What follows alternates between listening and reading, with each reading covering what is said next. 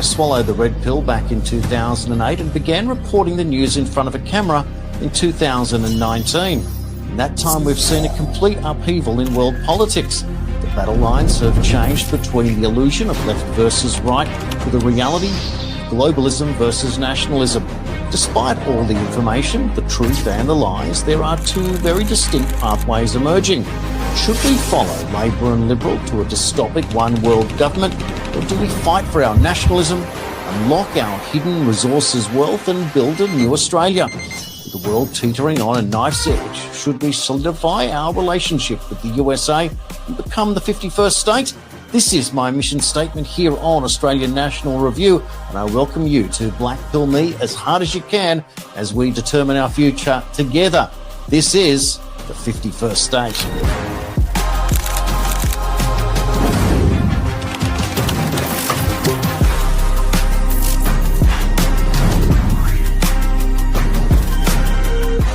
Hello and welcome to the 51st State. This is episode 16, and I am delighted to be able to let you know that our guest, Dr. John Eastman, who has, he's represented Donald Trump. He has worked for Supreme Court Justice Clarence Thomas. He will be here after the break to have a very frank discussion about a number of issues concerning us right from the very start about the Jeffrey Epstein decision by the Department of Justice. I understand that John Eastman also knows Kash Patel, and we'll be interested to see what he has to say about that, along with birthright citizenship. We'll also talk about lawfare and John's own case, who has been indicted for his defense of Donald Trump and the accusations that the 2020 election was stolen. So John is right at the middle of that, facing his own indictment. So it promises to be a very, very powerful interview, and I look forward to bringing you that after the break. You're watching the 51st State. Don't go anywhere. Straight after, John Eastman will be with me right here.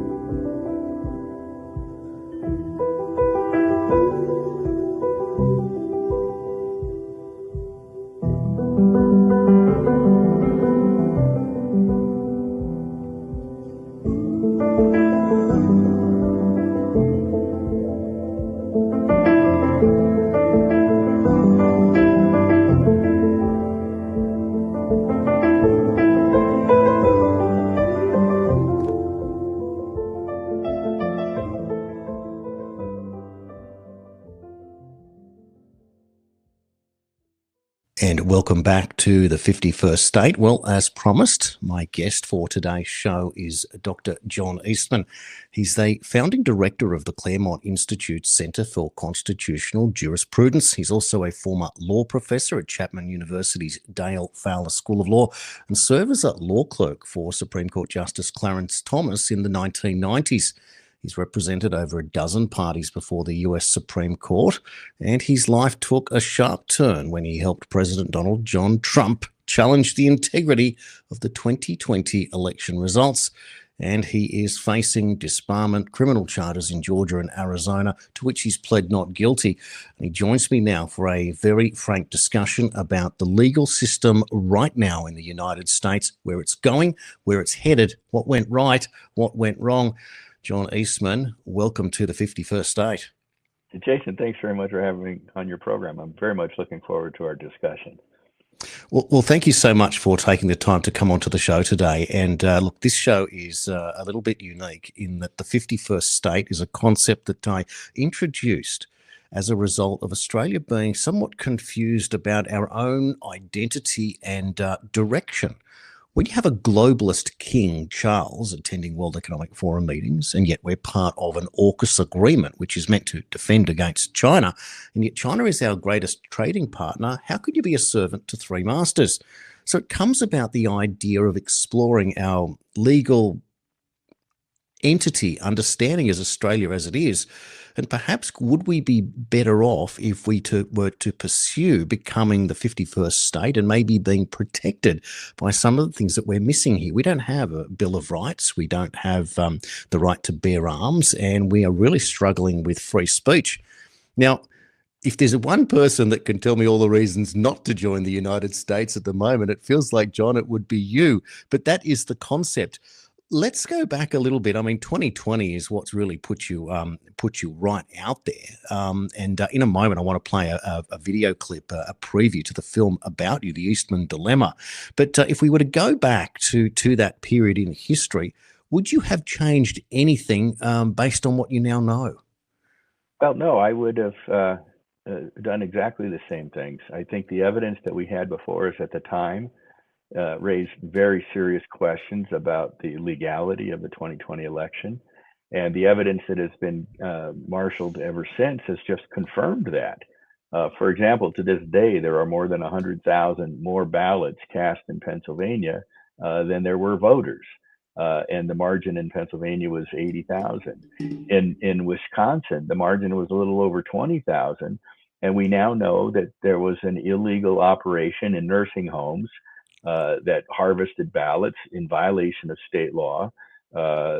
Turnout rates went from 25% historic average to nearly 100%, including in memory care wings. And many of those ballots are written in the same handwriting. So we know the illegality opened the door for fraud. We know bad actors took advantage of that door and walked through it and engaged in fraud, more than sufficient to have affected the outcome of the election.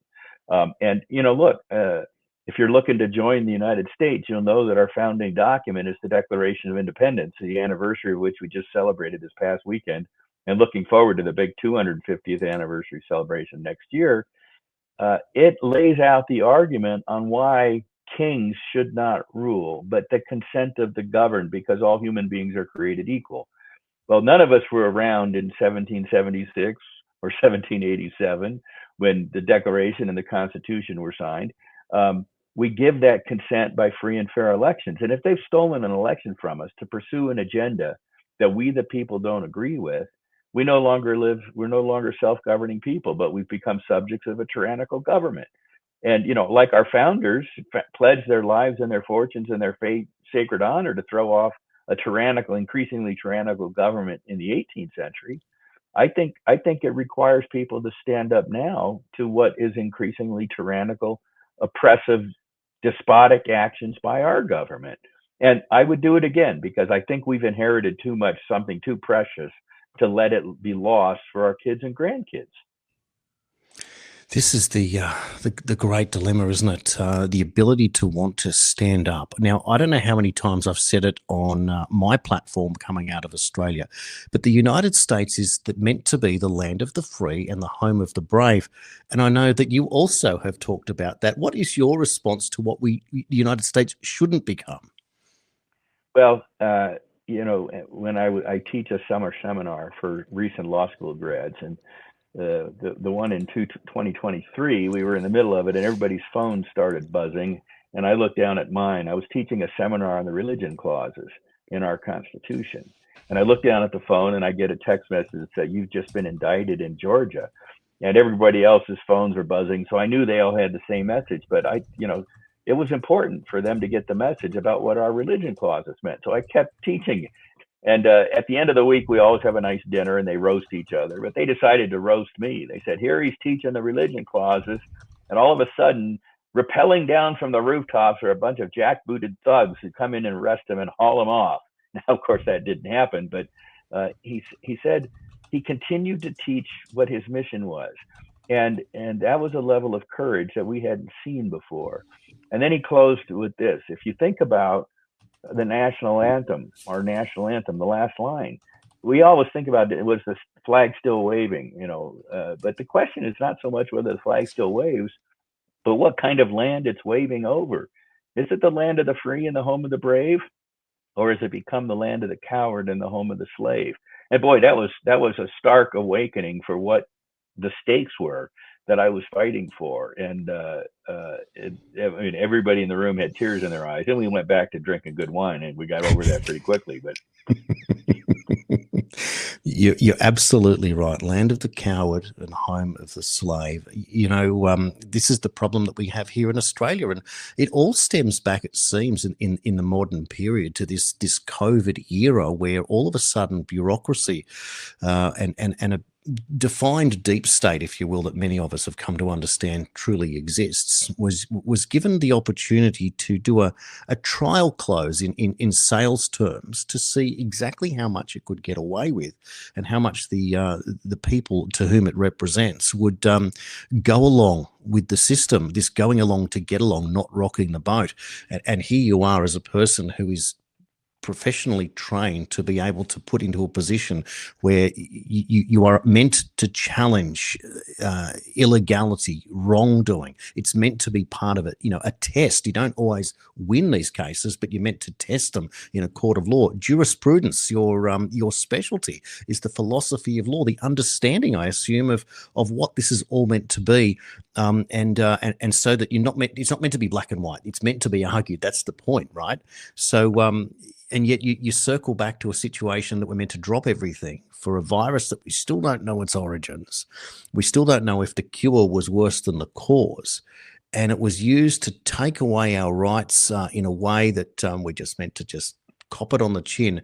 And that is absolutely the antithesis of the land of the free, of the home of the brave. Watching from the outside, John, I couldn't believe that Americans could be, sadly, as weak as they were. So Americans, do you think, have changed during this period as much as the rest of us around the world? no, I think one of the reasons why President Trump won so handily in 2024 is the Americans woke up to what was going on. They saw it happen in 2020. They couldn't believe it. And then they got engaged in a very vigorous way. People say, well, how come Trump could win in 2024 if they stole it in 2020? Why didn't they steal it again? I say, well, because you had millions of pairs of eyes watching every step of the way. People were paying attention. We'd grown lackadaisical in this. But it goes back a lot further. A couple of my colleagues at the Claremont Institute have spent their scholarly careers studying the advent of the progressive era, we call it here in the United States, back to Woodrow Wilson, that it was a deliberate attempt to usurp the authority of the Constitution. They thought it had become outmoded, that it was no longer, we no longer had a government that operated as was necessary for the modern world. Things had just grown too complex for the ordinary people to understand and make decisions. And so they deliberately brought in the experts. The experts were going to go into all these alphabet soup agencies without any political accountability, and they were going to manage things better than we could ourselves. They were going to tell us if we could have a chair at our home office or needed a bench. They could tell us all these things. And what we saw with the COVID expertise was that it failed spectacularly. Because, it turns out ordinary human beings, whether they have a PhD after their name or not, don't have a lock on what's true. And the way we get to truth is we challenge it, we contest it. It's not Soviet style science where somebody says X and you're all supposed to say, oh, X must be true because the expert said it. No, X doesn't seem to make any sense. Putting masks on 2-year-olds doesn't seem to make any sense, and we should push back against that. I'll give you an example from my California bar trial, which was, I think, the longest, and most expensive bar disciplinary proceeding in history, and it's still ongoing. There was at one point there when I was accused of moral turpitude and lying because I said that there was illegality in the conduct of the election, and certain government officials had said there was not. And I said, I think they were wrong. And I had evidence that demonstrated they were wrong. They said, well, you kept pressing that even after they said everything was fine. And I said that, that's not the way it works. Or another example of it, we had an expert identifying problems down in Georgia. And, the state of Georgia put in their own expert that said our expert didn't know what he was talking about. And I talked to our expert and I reread his opinion, and he had already addressed every criticism that they leveled at him. And I said, okay, well, we're going to keep going here. Why didn't you drop the case after they put in an expert that had a counter view? I said, well, that's not the way the adversarial system works. We go to a judge, we go to a jury and let those things be played out. There's not a single case that I know of where somebody doesn't put out a counter expert when you've got an expert. And if we're just supposed to, oh, okay, well, they've got an expert that says my guy's wrong. Forget about it. Let's drop the case. What utter nonsense. It's Orwellian. George Orwell wrote his famous book, 1984, 76 years ago now. He was absolutely correct. 40 years off. He predicted 1984. It hits in 2024. But it was the government will tell you what the truth is, and you're not allowed to challenge it. And if you dare to challenge it, they'll send somebody out from the aptly named Ministry of Truth to beat it out of you until you repeat the lie that 2 + 2 is 5. Not just repeat the lie, but come to believe the lie. And that's tyranny. That's despotism. And it's not freedom. And that's not what our country is. By the way, we'd welcome you. I wouldn't say 51st state, though. We'll trade California for Australia. And a definite improvement. Well, that would be something for the history books, wouldn't it? Incredible. Isn't it ironic that California, for those of us that grew up in that era, the 60s, the 70s, the 80s, and it was the heyday of the golden age of this incredible state, but seemingly so many people tell us that it's unrecognizable from what we knew as we grew up. It's just something else. In the 1960s, I remember we lived all over the country when I was growing up, and I remember California had not just the best education system in the United States, it arguably had the best education system in the world. And K through 12, higher education university system that was the envy of the world, that he eclipsed many of the major universities in the world that had, long predated them. And it's all gone. It's all gone. It's a war zone in the public schools now. They indoctrinate kids. That kids come out without able to read or write. You walk down the streets of once idyllic boulevards, and they're homeless people, and they've got a map to telling you where to avoid the worst of the human fecal deposits. Poop map, they call it. Drug needles everywhere. They took the most enviable climate and the most successful. It was one of the largest economies in the world as well, just that state alone. And they've utterly destroyed it and turned it into a third world country. But behind gated communities are still some of the wealthiest people in the country. And it is a disparity between wealth and abject poverty that cannot be sustained in the long term. This is the feeling that we see all around the West, as if it is orchestrated or deliberate. John, what I'd like to do now is, for the benefit of our viewers watching in, is to show them the preview from the film about you, the Eastman dilemma. We'll come back and continue our discussion about obviously 2020, but then I want to advance the conversation to talk about the reality of justice being served and the feeling that it hasn't been.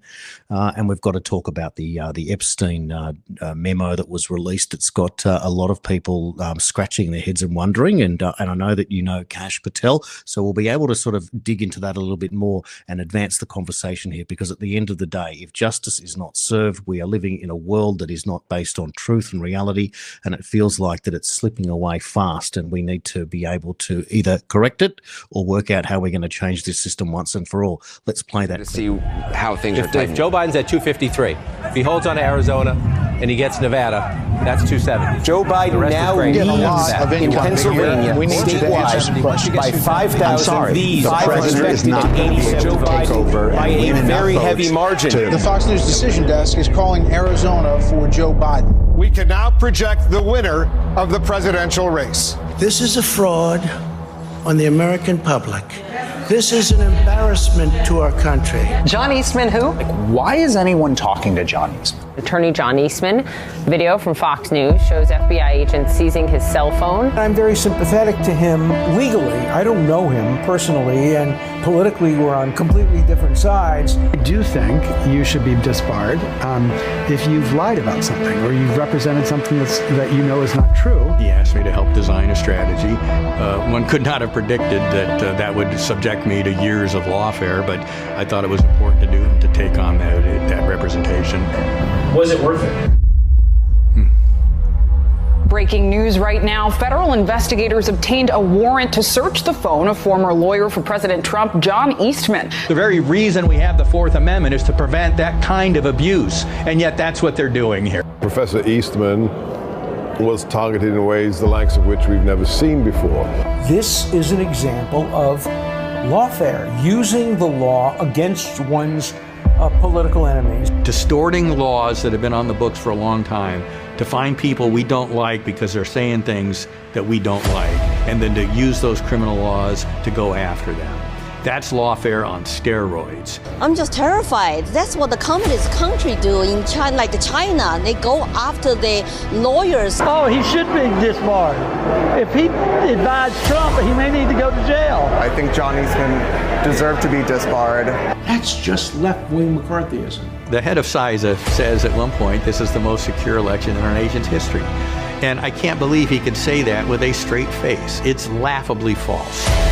Jim, you won't believe it. I just heard that a van dropped off boxes of ballots in the middle of the night. Wisconsin was lost by 20,000 votes. Georgia was 10,000 votes. Those are very small numbers. Do you still think the election was stolen? Absolutely. If we're going to function as a society that the founders bequeathed to us, I don't think we can function without freedom of speech. The ability to question the government when they go astray is critical to the notion that the government works for us rather than the other way around.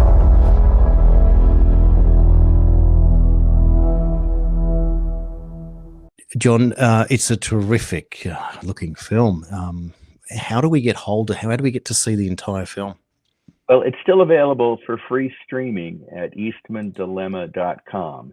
And people should go and watch it. It's about an hour and 4 minutes. It's not long, but it's a documentary.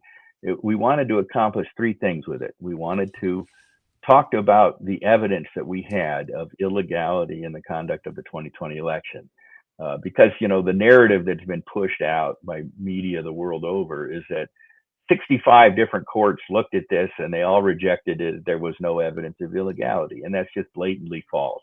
The courts that dismissed their cases did so on technical grounds without ever looking at the evidence and addressing the merits. And the second thing we wanted to do is point out that the recommendation I made on how to try and deal with this when the courts were refusing to was historically grounded in an open question of constitutional law, That's for which I'm now being disbarred and criminally prosecuted, but it was clearly an open avenue. And then the third thing is to talk about the lawfare that has happened since, and not just against me, but the purpose of this lawfare is to so discredit me that my arguments on other issues like birthright citizenship or the spending limits on the federal spending power, that they don't ever have to confront the argument. They just say, well, Eastman, who's been disbarred, and I haven't yet, but Eastman, who's been disbarred or criminally prosecuted, is the one advancing this argument, so you don't need to pay any attention to it. It's their way to avoid any serious counter to the arguments that are being made. But more fundamentally, and they say this point blank, they say it openly, our goal is not just to get the lawyers that were involved in that disbarred, but to make them so toxic in their firms and their communities that no other lawyers will want to take up these kind of cases again. And that's the bigger threat, it seems to me. You know what? If I lose my bar license, okay, I'm close to retirement. That so be it. But they're trying to prevent people from ever taking up challenges to whatever the government narrative is, whether it's the illegality in an election, or it's boys competing against your girls in soccer or swim meets or track meets, or 50-year-old men exposing themselves in the public showers to your daughters and wives. If you stand up against that, they want to scare the heck out of you so that you won't be able to get a lawyer to ever fight back. They want to create a society where the people act like sheep rather than in control of their government. And that's I think the most important message to come out of the film. The Eastman dilemma. I joke. I said I never had any dilemma. Of course, I was going to stand up and fight this. The dilemma, I think, is for my colleagues in the profession. Are they going to sit on their hands, on their butts, whatever you want to say, and allow this to happen and be cowered into silence, or are they going to do something that lawyers are supposed to do? You know, we used to praise John Adams, our second president. He was a lawyer, and he represented the British soldiers in the Boston Massacre case, and got roundly criticized for that. But he became a hero of the profession for standing up and making sure that everybody had a defense, that everybody was entitled to a lawyer and a legal defense. And what we've witnessed over the last 5 years is that's no longer true in this country. And God help us if it stays untrue for a while. You know, there's that wonderful play that Shakespeare wrote, Henry II. The famous line, most people don't understand it. He says, the first thing we do, we kill all the lawyers. And people think that line means we don't like lawyers, so we should kill them. And I've met some lawyers lately in the prosecutor's office that I think I, kind of share that sentiment with, but that's not what the line is. There's a group of people getting ready to overthrow the government, overthrow the king. And Dick the Butcher, one of the conspirators, says, well, if we're going to do that, the first thing we do, we need to kill all the lawyers because they stand in the way of oppression. They stand in the way of tyranny. And if we're going to become oppressors and tyrants, the first thing we need to do is kill all the lawyers. Yeah. Wow. Jeez. When you talk about this approach to silence you and this credentialism, in other words, to discredit you, to remove your long list of credentials. For goodness sake, you work for a Supreme Court justice. You are a doctor of jurisprudence, the understanding of the philosophy of law. I mean, of all people to try and take out like that, they've got some chutzpah to go for you in the way that they are, because it really is going to the very top of the tree. My question is, in this psychology of hive-mindedness, I call it, this idea that no one can step out of line, who do you think controls the agenda that makes everyone fall into line? Is it a deep state? Is there someone or something at the top of this pyramid? How does it work, and what's your understanding? Well, I think you mentioned at the outset the Davos event. I mean, there's a group of business and political and financial leaders that really think they know better how the globe should be governed than ordinary citizens in their own nation states. They want to abolish the nation state system, and they want to impose a single world government, a world order. And how they do that, I think the folks in the bureaus, the word bureaucrat comes from the word bureau, the unnamed faceless bureaucrats that work, toil away or don't toil away, as the case may be, inside these unelected agencies.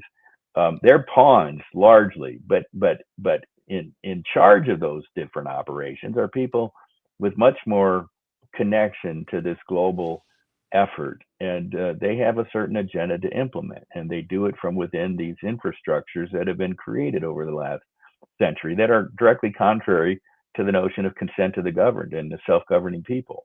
And I think, I can't put names, the name that comes to mind is George Soros. I think in many ways he's a punching bag, but he does have his tentacles in a lot of things. You follow the money.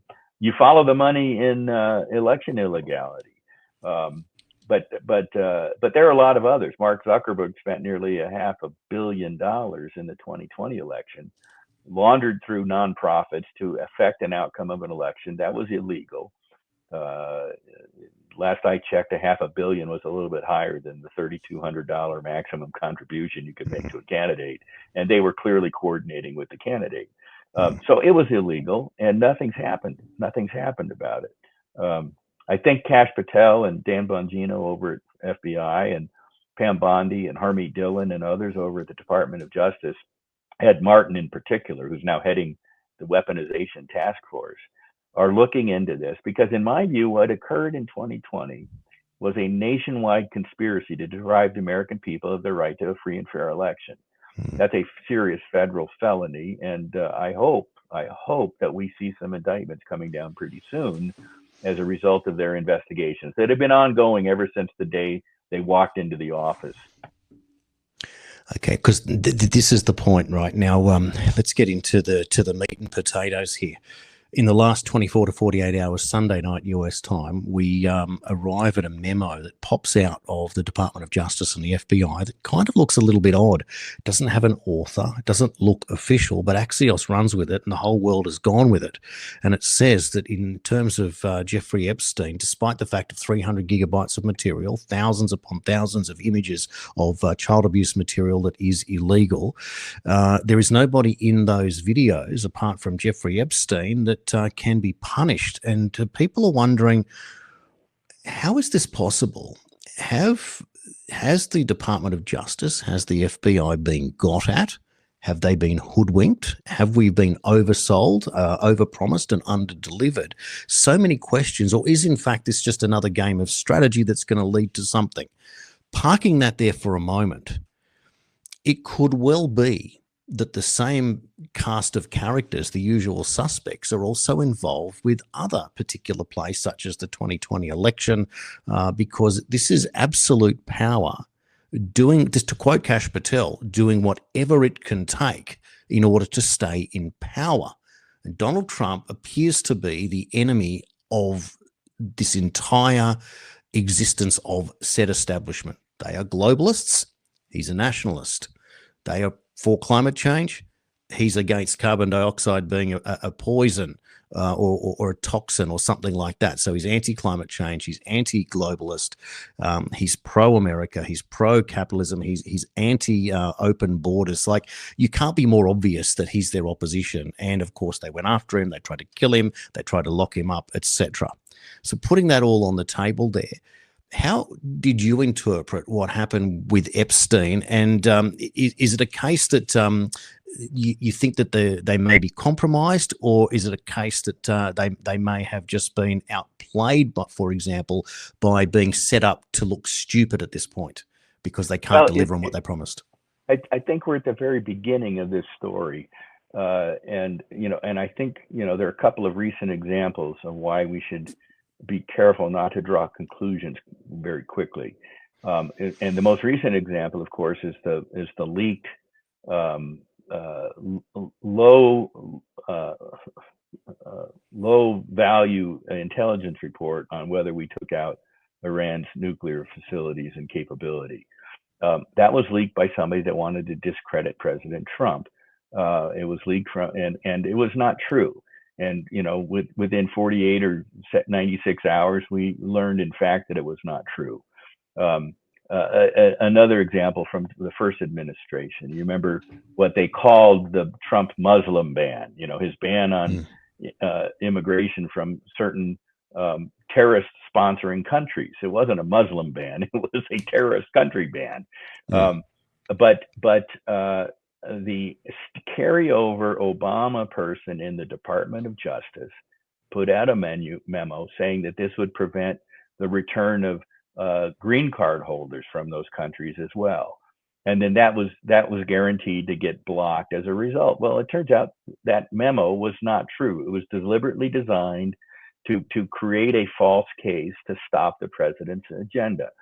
So I don't yet know whether, in fact, this memo, as you point out, unnamed, where it comes from, it just shows up, is in fact a leaked memo trying to discredit what may have been about to come down, or alternatively, look, it's possible there are some prominent Republicans and supporters of Trump that were implicated in this, and they didn't, and folks in the Department of Justice thought that they should not pursue it. I think that would be a grievous mistake if that's the case.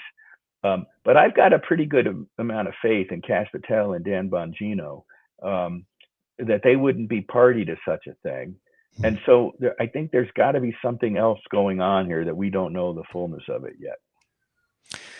And this is the point, isn't it? Because look, if Dan Bongino was so compromised as an example right now, given that he walked away from a quite a successful career behind the microphone, quite lucrative, and certainly doing much better than he'd be doing financially there, you would kind of think that you might hand in your resignation and say, not for me, or family or health or whatever you want to do, and just walk away at that point.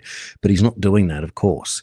And the same would go for Kash Patel. And of course, there are many people questioning Kash Patel, and there's always rumors and innuendo and misinformation about who he's dating and the connections there, etc., which is eternally frustrating. And I think this is the hardest part with following along in this position, realizing that there is genuinely an information war taking place. But what I often talk about is the politics of idealism. The idea that because we've broken away from the corrupt system intellectually, we feel like that you must therefore be pure at everything. And so such a thing must be therefore corrupted within itself. But the one thing that I've learned from President Trump, apart from developing a thick skin and determined to become self-sufficient, is the fact that you still must play politics, and politics is still decided 51-49 every single time. And we just saw with the Big Beautiful Bill the same thing. It was J.D. Vance that cast the deciding vote, for goodness sake. After all of that work, all of that landslide victory, etc., etc., etc., it comes down to the VP, the vice president, being able to do so. So it is always razor thin. Given that, therefore, should we be perhaps a little bit more accepting or trusting like you are in this situation, given yourself, you are being told, we are being told, it's being set up in the narrative, do not trust John Eastman going forward. This is the entire plot. You're uncovering it. What I'm trying to say is, where's the human connection in terms of the system here, and how do we navigate that as human beings to know that we need to pick a team and stick to it, almost like it's a game of football? Well, I think it's important to keep in mind that these are little skirmishes on a much larger battlefield. And the battlefield is between these nationalist populist uprisings against command and control central governments, Soviet-style governments, and globalization. And look at, in that light, the people that have been in power for decades, from even Republican presidents, even Trump's first administration, the deep state continued to act as if they were the ones running the show. Trump was only there for a short time, and if they just obstructed him and ignored his commands, that they could get through that. That hasn't gone away. Trump's election didn't all of a sudden eliminate the deep state, and they really view this Trump-led MAGA movement, not just in the United States, but worldwide, as a serious threat to their ongoing exercise of power. And they will do anything to try and derail that, to try and create wedges within the movement so that it becomes a circular firing squad, and the movement then ceases to be as successful as it's been. And that may well be what the purpose of this latest game is, right? put this out. It's going to create a lot of people in the MAGA movement upset that Pam Bondi is not bringing criminal indictments against people, and other people saying, trust them. Let's see where this plays out, trying to drive a wedge in the movement. And if you divide the movement, you can conquer it. And that seems to be, on a larger scale, what we should be concerned about. And I think if people would look at it in those terms, they would be a little more hesitant to jump on, the bandwagon of every false flag narrative that comes along.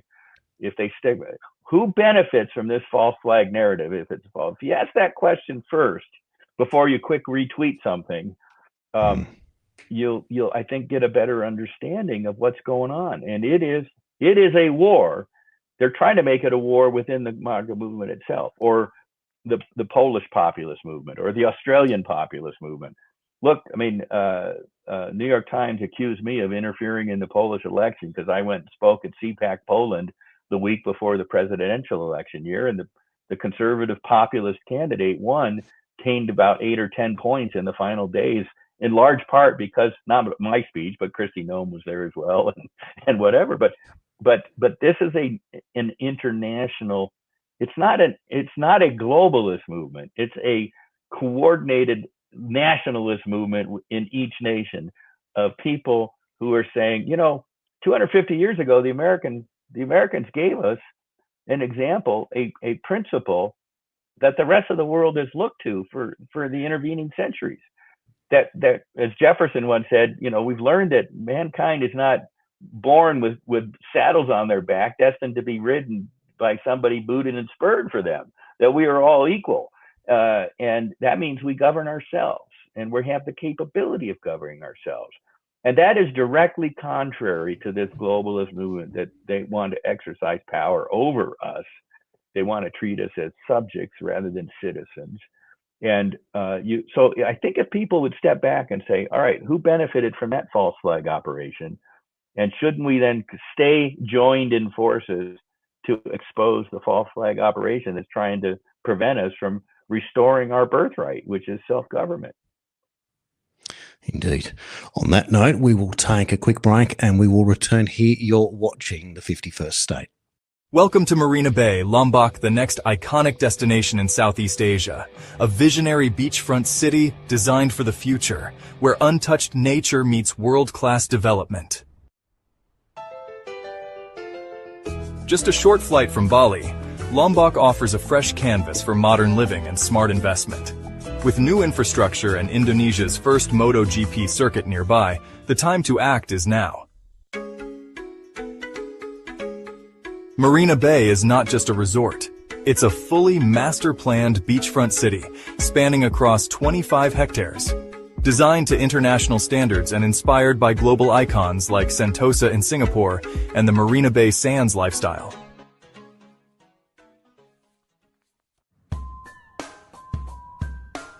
At the heart of Marina Bay lies our world-class marina built for lifestyle, leisure, and convenience.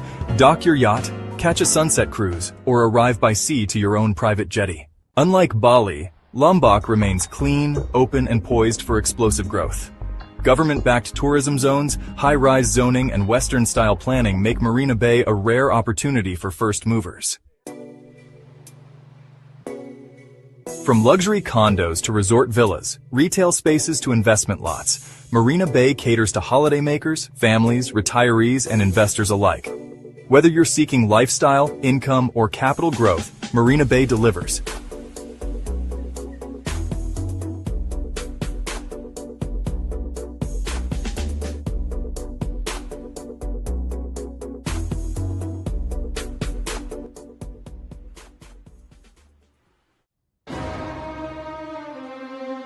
Designed for a balanced life, Marina Bay will host an international school, co-working hubs, cafes, restaurants, spas, and world-class wellness centers, all just steps from the beach. Earn passive income with fully managed villas and rental-ready apartments. Our investment options are backed by realistic forecasts and proven regional demand. Join our early investor program. Secure the best pricing, exclusive plots, and be part of something extraordinary from day one.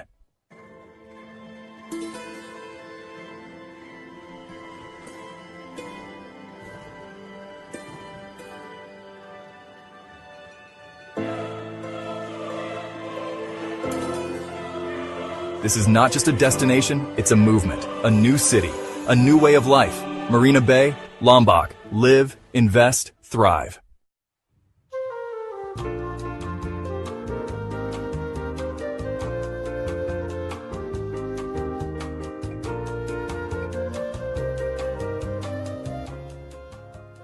And welcome back to the 51st State. Now, John, before the break, it's just bringing up a whole bunch of new questions. And I'm wondering, how do you interpret Elon Musk's behavior and therefore the introduction of this American Party? Is this one of those examples of the divide?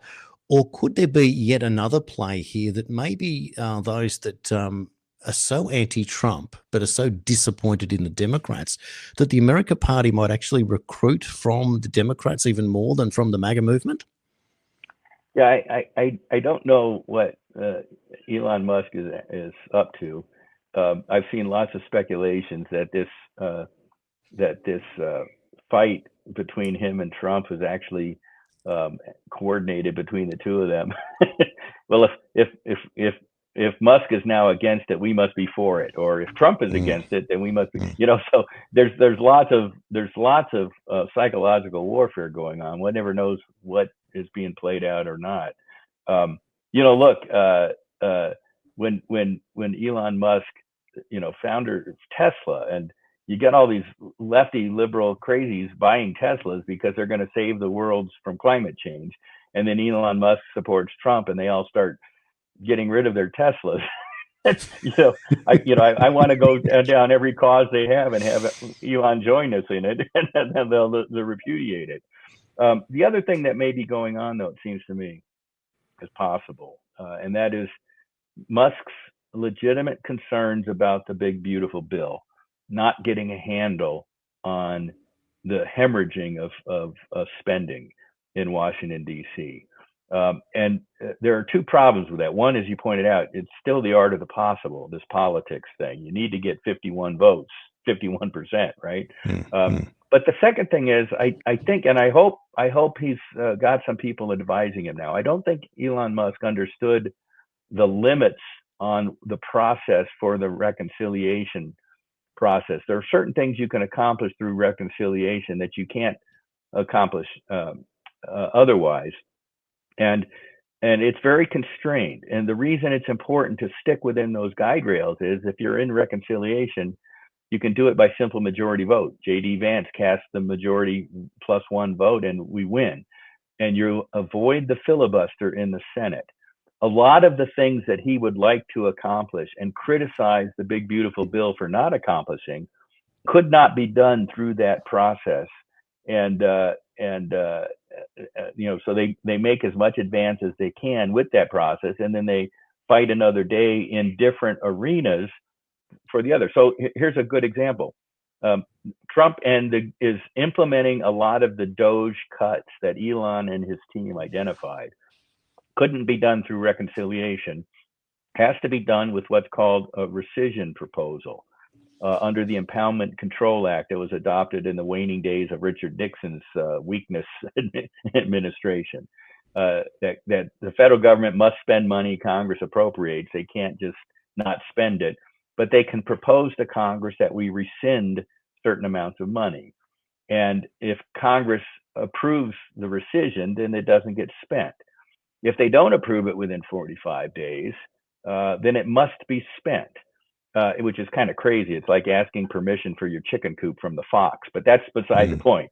They will now in July and in August be very aggressive with the rescissions, which is where a lot of what Elon was concerned about will now happen. I've seen it published that they are even considering what's called a pocket rescission. The fiscal year ends on September 30th. So the 45 days begins to run August 15th. If they propose a rescission after that, Congress, the money will have failed to be spent before the fiscal year ends and then legally can't be spent. It's called a pocket rescission. And I think they're aggressively looking at that as well. So let's wait a few more months and see whether what Elon Musk has expressed concern about, and he's right to express concern about. We are spending money like we're going over a cliff. I used to say we're spending money like we're a bunch of drunken sailors, but that's grossly unfair to drunken sailors. They had to quit spending money when they ran out of it. We keep going, and he's rightly concerned. I mean, we're looking at Venezuelan level bankruptcy stuff and inflation if we don't get a handle on this. So he's rightly concerned about it, but it's a concern that is shared, but at the upper levels of the administration. And I think when they play their cards still yet to be played on this issue, I think Elon will recognize that the big beautiful bill accomplished a lot, but it did not accomplish everything because it couldn't.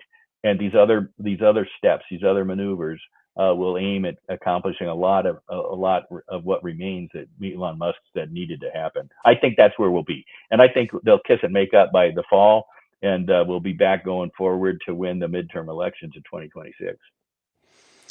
It's funny to watch because those that have accused Trump for the last almost decade of being far right now can't use that accusation because he comes back to the center.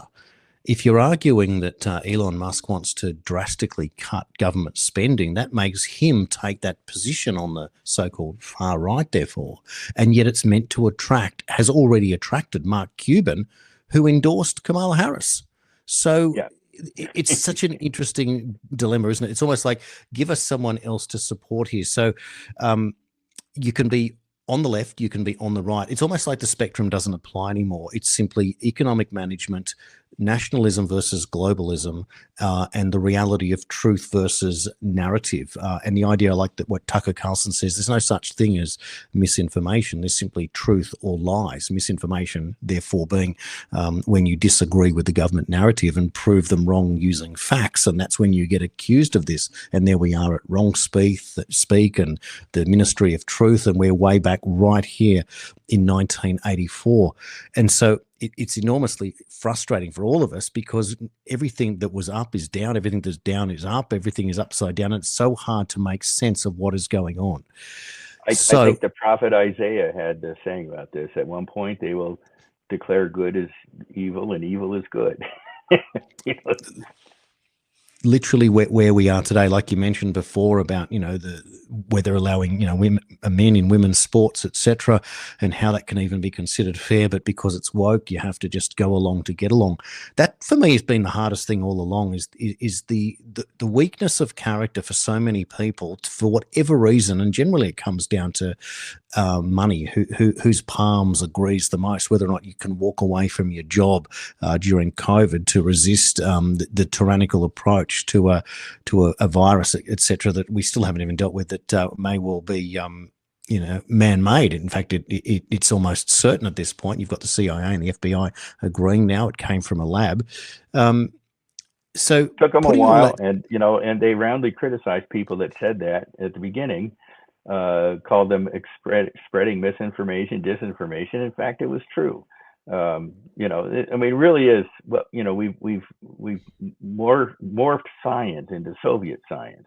The government says, despite all evidence that you're starving, the government says we've had our bumper crop this year, and I don't know why you think otherwise. Because you can't put food on your table doesn't mean we didn't have a bumper crop, because we said we had a bumper crop. And this is what tyrannical government is like. And the American people got a taste of it during that COVID crisis, and they didn't like it much. And they're now saying, well, wait a minute. Last I checked, we still have the ultimate authority in this country if we would but exercise it.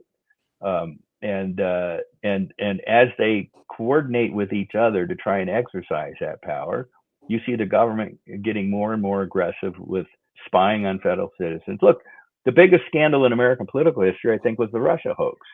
They set up this false thing. Hillary Clinton launders millions of dollars through her law firm for what they report was legal compliance on their financials, and to hire a former British spy with a Russian source to create this phony story about Trump that our own government officials, knowing that that was phony, used to spy on the opposing political campaign, continue to spy on him after he's elected and even after he's inaugurated. This is a huge political scandal. And one guy has had any consequence at all. It was a little slap on the wrist. He got a 1-year suspension of his bar license, but it was made retroactive. So by the time it came down, he'd already finished the sentence, the suspension. And nobody else has paid any price whatsoever for that monumental scandal. And I think one of the frustrations you see over the Epstein story, over the lack of criminal indictments of anybody, is people expected the incoming administration to aggressively go after these blatant illegalities and hold people accountable. And it hasn't happened yet. And we're in 6 months now. And I think people are getting a little frustrated. But I suspect that the folks that are there, they're dealing with two things. One, putting these cases together, particularly long time after the fact, it takes a lot of effort, and a lot of the people that are in the line positions in those agencies are hostile to the effort. So they're dealing with deep state folks trying to obstruct. They're trying to cross every T and dot every I, because they're only going to have one chance at this. And if they make a mistake out of the box, it'll close up shop and be done. And so they're having to be very careful. And I hope that we start seeing the results of that in fairly short order. Going into the 2026 election and this stuff coming out daily, I think would be a very good thing. So we'll see what happens. That is really interesting, because if we sort of put it all together, we've got manufactured COVID, which on its own effectively becomes the greatest crime against humanity ever perpetrated, if proven to be the case that it was manufactured to order, let out, and then the solution being worse than the cause. And then you get into the whole Operation Warp Speed and the tactical reasons why Trump went that way. And he's a master at being able to put the pressure back on himself in order to move a narrative into a new direction. My argument there is that if he had not created Operation Warp Speed, we may still be sitting in lockdown years later, waiting for the 10-year cycle of this vaccine and then being forced to take it. So that was one of those reasons. We look at the compromat system. You would think that would be what Epstein's MO was all about. Today, we've seen Trump come out and literally give one of the journalists a bit of a serve in the White House for even bringing up the name of Epstein. Aren't we over this? Which was an interesting position. Well, clearly, President Trump, we're not. So we need more explanation. You just mentioned Russiagate just being just a next level crime against a sitting president and candidate, and all of these things, and of course auto pens and the pardons, etc., and the whole Hunter Biden scandal, and of course it seems like nothing ever comes of it.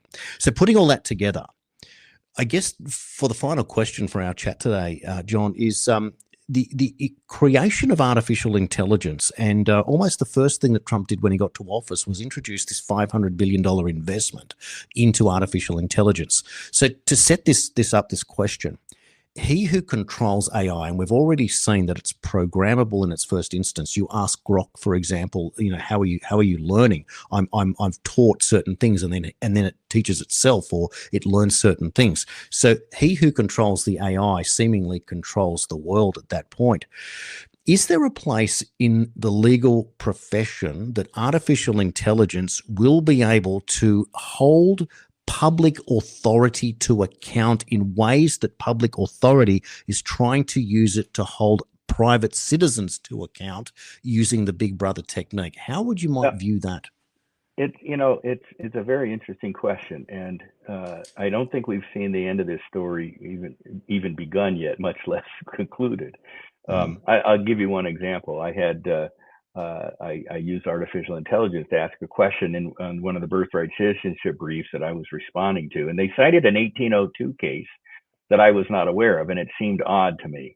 And so I asked Grok what was the story behind the case, and it didn't give me the direct answer, but it pointed me to the original source that I was able to go up and see that the case was. In fact, they were citing it for something it didn't stand for. But then I thought, well, let me ask Grok about the broader question of birthright citizenship. And its immediate response was to give the standard false narrative answer. And then I asked it, well, what about this? And it said, that's a very good question. I think I made a mistake. Let me adjust my earlier opinion. And I have this whole dialogue with Grok. and he eventually comes around to asserting that the position I had taken for many years now was in fact the correct one. But it took a while to get there. So you've got to understand artificial intelligence is a tool that can point you to original sources. You can't accept it as gospel truth because it makes mistakes and it makes things up. It made some claim, and I said, that's just not right. Here's the proof that it's wrong. He said, I made a mistake, or I made it up. And so I think we need to use it for the tool it is to identify sources, but we ought not to give up our human intellect and our human knowledge to question it. And I think that can be useful because the American people, there is so much information out there. And trying to sort the good from the bad, the false from the true. They can use Grok to try and identify things that don't sit right, and then do some further research to hold people accountable when they've put out statements that are just manifestly false, like Mr. Krebs saying that this was the most free and fair election in history in 2020. I mean, it was laughable.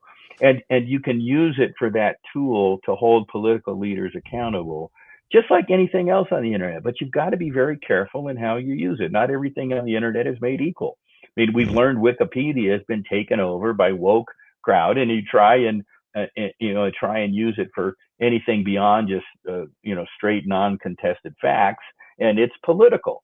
And you've got to understand that and know the limitations of it too. And I think the most important thing going forward is going to be to teach our children how to be more discerning in what they read.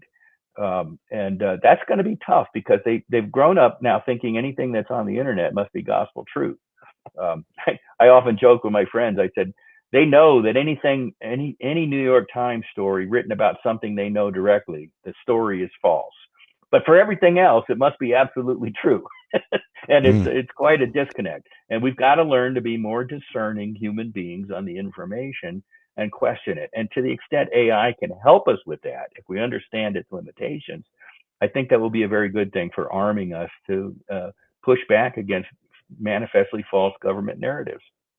Well, that's a very, very powerful answer. I should ask you, therefore, in terms of birthright citizenship, therefore, if someone is an illegal immigrant into the United States and a child is born whilst they are on American soil, this is obviously what you're talking about. Does that human being maintain citizenship from retroactively, or is this part of this new move that they therefore have to fall back to where their parents came from? How is that defined legally, and what's your approach to that? Well, the 14th Amendment is a bit unclear to our modern ears or eyes, but it's not, as Hawaii Senator Hirono said after Trump's executive order. She posts on Twitter. She says, "Our Constitution is clear. All persons born in the United States ... are citizens." That's what she writes. Well, the key phrase, the phrase where the dispute is all persons born in the United States and subject to its jurisdiction are citizens. And so the question is what that meant. Did it mean what they called partial or territorial jurisdiction? Everybody visiting the United States has to comply with our traffic laws. If I go visit you in Australia, I've got to comply with your local laws while I'm there. I'm subject to that territorial jurisdiction. But I don't owe Australian government allegiance when I visit. I'm not subject to the complete jurisdiction. And when the drafters of that language were asked, which of those things did you mean? They said it means complete jurisdiction, not owing allegiance to anybody else. And so Native Americans who owed allegiance to their tribes when they were born were not automatic citizens. Temporary visitors, sojourners was the word they used, were not automatic citizens. And if they're not automatic citizens, then people who have come to the country illegally are clearly not automatic citizens when they give birth either. And that's all Trump's executive order does, is it returns us to the original meaning of that 14th Amendment. Now, if Congress wants to say, we really like Australians, and however they get born here, we're going to make citizens out of them, Congress has the full power to do that under the naturalization power. The question is, does the Constitution already mandate it? And the answer, seems to me, historically, is pretty clearly no. This was an old feudal doctrine that we threw off with the Declaration of Independence. When you were born on the king's soil, you guys know this, you were part of the king's empire for many, many years. When you were born on the king's soil, you were the king's subject. He was your liege lord. That's where we get the word allegiance from. And you could never renounce it. You look at the last paragraph of our Declaration of Independence. It says we, the United Colonies, are and of right ought to be free and independent states. And we hereby absolve all allegiance to the king. It was a repudiation of birthright citizenship, birthright subjectship.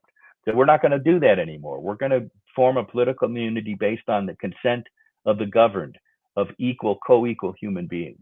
And that's what we do. And so we repudiated it philosophically, historically, textually, and somehow it seeped back into our psyche that if you're born here by hook or crook, you're a citizen.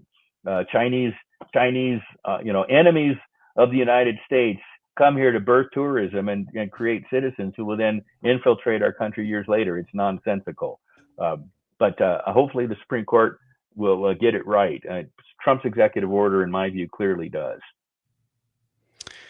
It is the most incredible time to be alive when you look at what's happening right now, that a man that you either love him or hate him, but he has to be considered the most effective politician that we've seen in a century, if not history. And he's only in the middle of the fight here, literally, 3.5 years to go. And what will come out at the other end means that whoever is the enemy of Trump needs to be dealt with completely, or they're going to just come back like mushrooms and pop back up again.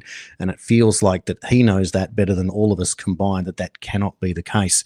So given the conversation we've had today, John, we have got a lot to look forward to, a lot to observe, and in your case, a lot to hope that you stand firm and defeat these cowards that are trying to silence you as you do the work to free all humanity from the tyranny that's been put upon us. And I can't thank you enough for taking your time to be on the show today, and of course the work that you do for the great United States of America. They need many more John Eastmans. Thank you very much. I'm sorry I froze up there for a minute. I didn't catch that last thing, but I do think Trump is I will say this: Ronald Reagan brought an end to the Cold War without firing a shot, and a lot of the domestic things we would have liked him to accomplish had to play second fiddle to that because that was an existential threat. Trump is picking up where he left off and tackling the deep state at home, the tyranny at home, and it's really not only quite a thing of beauty to watch, but in some small measure to be part of. And so people ask me, would you do it all over again? I said, yeah. And in fact, I'd probably do it more aggressively if I could than I did before, because the stakes are very high and the fight is very high. And these enemies, the globalists and the deep state in this country, but the globalists internationally, they're not going to give up power easily. And they think they can just ride this out and get back to business as usual when it's done. And so it can't just be a temporary fix. It's got to be a decapitation of this serpent that we are confronting. And I think that Trump understands that in this term in a way that perhaps he didn't fully in the first term. I think he was really surprised at how deep the problem, how deep the rot in the federal government ran. But he didn't come in hesitating at all to take it on. And you've got to just applaud what he's doing and wish him well and Godspeed in accomplishing it. Absolutely. Now, if you'd like to support John in his ongoing legal battles, there's a URL there on the bottom of the screen, givesendgo.com/Eastman. That's one way that you can participate. If you'd like to follow John's work, you can go to claremont.org there on the screen. And if you'd like to watch this incredible film, eastmandilemma.com, and it's still available for free on that website. John Eastman, thank you for your time today on the 51st State. It's been an eye-opener. It's been wonderful. Thank you so much. Jason, thanks for having me again. Take care. Terrific. Well, on that note, we will conclude today's show, and I'll see you all on the 51st State in another week's time. I hope you enjoy, like, comment, share, all of the above. This is the only show in Australia exploring areas that you cannot even contemplate on the soil. But there you go. What a great episode we've had today. See you all on the next show.